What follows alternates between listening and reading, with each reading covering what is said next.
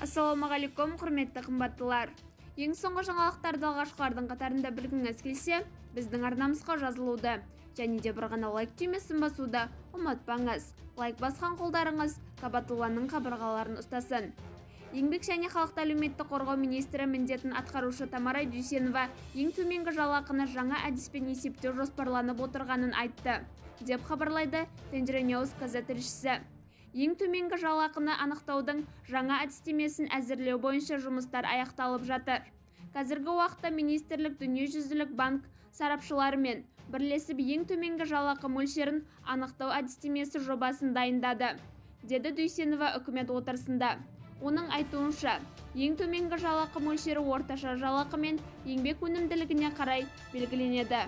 Бізді бақылауды жалғастырыңыз. Арнамызға жазылып, бір ғана лайк түймесін басуды ұмытпаңыз. Сау саламат болыңыз.